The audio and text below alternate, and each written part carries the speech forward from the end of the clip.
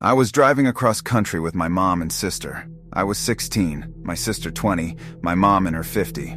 It was late, but we were well rested still and alert. We were driving along an interstate and needed gas, and they needed to pee, so we stopped at the only rest stop in 200 miles. There was a van full of teenagers on some road trip and a small gray compact car, like a Honda Accord or some shit, parked at the pump in front of us. Two men about 17 to 20 were standing outside the Honda in hoodies, statues still. The teenagers were to our left. When we got there, everything felt wrong. There was a deep and unsettling feeling about the place, and we'd not felt that way at any other rest stop. We'd been on the road for days and seen many rest stops at night and had never been afraid until then. My mom and sister went inside and I stayed in the car. I heard the teenagers say they were creeped out and couldn't get the pump to work, and they left in a hurry. I was mostly watching the car in front and the two men who had still not moved at all. Not an inch.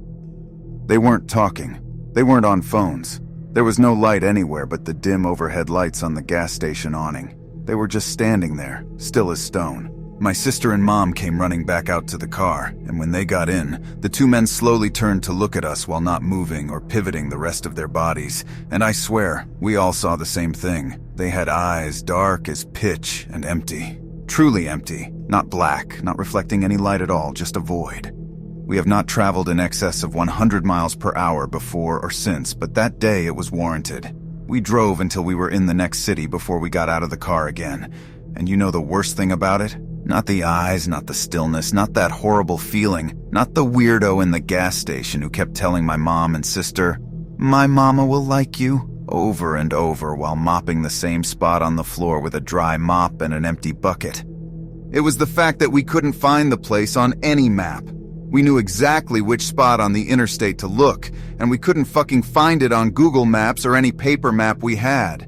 We even asked locals about the creepy gas station out on that stretch of road to confused looks and, "Are you sure you weren't traveling on highway and not interstate?" We'd traveled on that interstate since, and there was no rest stop.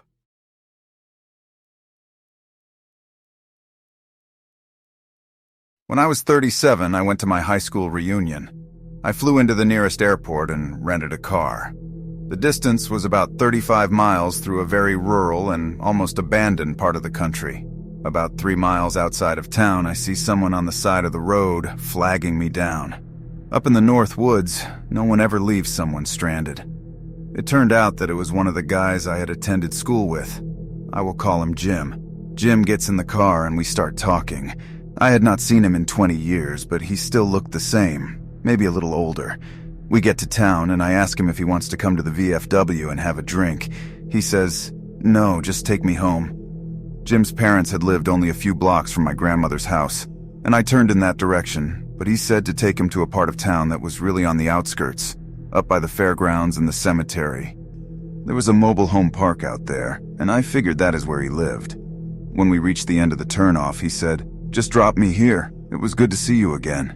And he walks off into the night. I go to the VFW, met some of my old classmates. We start to talk.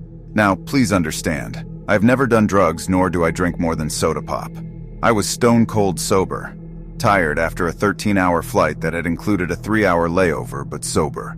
As we are talking about who is coming to the reunion, I mentioned that I had just picked Jim up 3 miles east of town and had dropped him off up by the fairgrounds. Everyone gets real quiet. Even the guy singing karaoke stops and lays down the mic. My cousin goes white as a new cotton t-shirt. "Barb, Jim died on that curve 8 years ago. Rolled his car. We were all at his funeral." I start to feel really dizzy. I go out to the car to take some deep breaths and decide whether or not I am sane.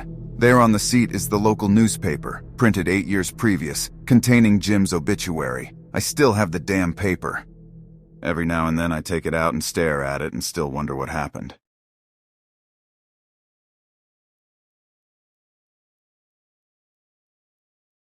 I was around 16 when this happened. I happened to lay in bed, reading something. The room at first would feel normal. Then it started to feel really icy. Not that the room got cold, but just the feeling it gave me, if that makes sense. It felt really uncomfortable. Next, it would feel as if something or somebody just stared at you. There wasn't nobody there, nor did I see a thing. But just the feeling that something looked at you hate-filled was enough for me. Often I got the feeling, leave the room. So I did, and then just played a video game of some sort. The thing had left the room after about an hour or so. This happened about 3 times. In the same home, 3 other things happened that were weird. The first was a shadow person sneaking along the walls of my bedroom during the day. Second, we had a dog, a small one named DJ. Think something along the size of a fox terrier, and you've got it. One day I came to collect something from my room. It was during the day and DJ followed me in. I heard a deep growling from under the bed. At first I thought, must have been the dog, but I already knew that DJ wasn't capable of making this deep of a noise. It sounded either like a really big dog or a man doing his best and kind of scary growling impression. This happened only once, but the experience just stuck with me. Another weird thing with the dog was the time he was afraid to come to the living room. Next to my bedroom, there was a small room. We used it as a computer room. DJ was in there at the time, and I heard him whimpering and pacing, even growling lowly at a thing that was in the hallway. I called him, but he didn't budge. I had to come and pick him up and then remove him from the room. They all happened at the same flat. I lived there a few years with my mom after the divorce. Things happened, and I left her home to live with my dad. She moved a few months later, but I think she was the one that carried this thing with her. At my dad, a few small things happened, but nothing like the experiences with my mother.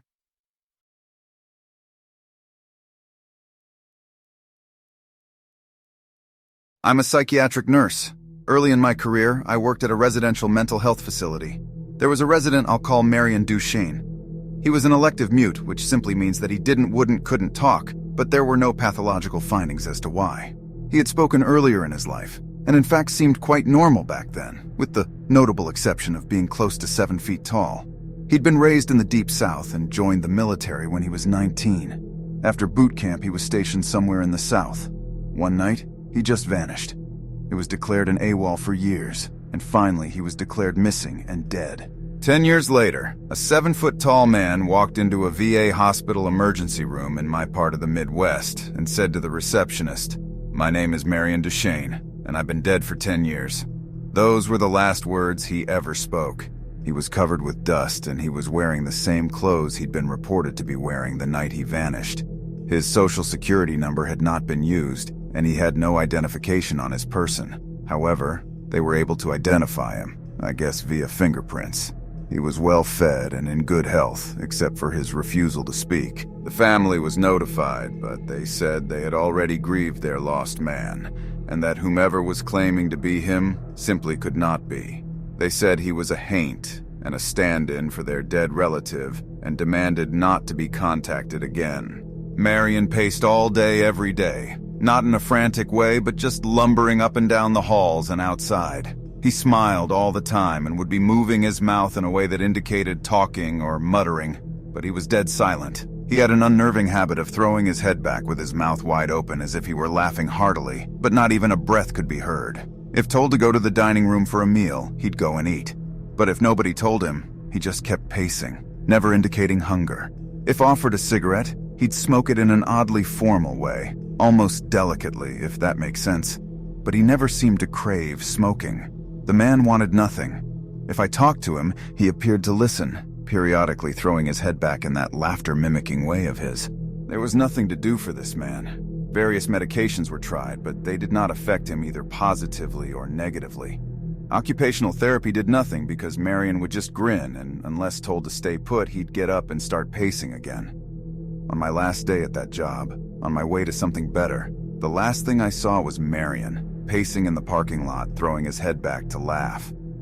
Later, I wondered if all along I'd been dealing with a ghost. All these years later, I still don't know.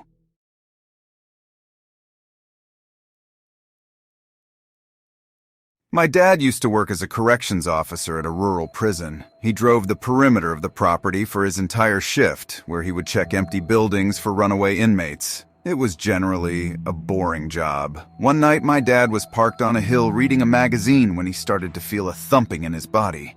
He described it as the feeling you get when speakers are playing a song with really heavy bass. He put the magazine down and checked his rearview mirror where he saw someone outside the truck. He grabbed his pistol and jumped out of the truck with his weapon drawn. Outside the truck, he realized it was a procession of Native Americans walking through the truck and directly through his seat, only to disappear at the exact spot he was sitting. He said it was clear they were ghosts because many of them appeared injured. This went on for a few seconds, and then the whole procession disappeared. He called the other perimeter guy on his walkie to try to explain, and the other guy almost immediately stopped communicating. Turns out the other guy had seen this happen before but didn't believe in ghosts, so he wouldn't talk about it. Thanks for listening me. Do the like thing and subscribe. See you later.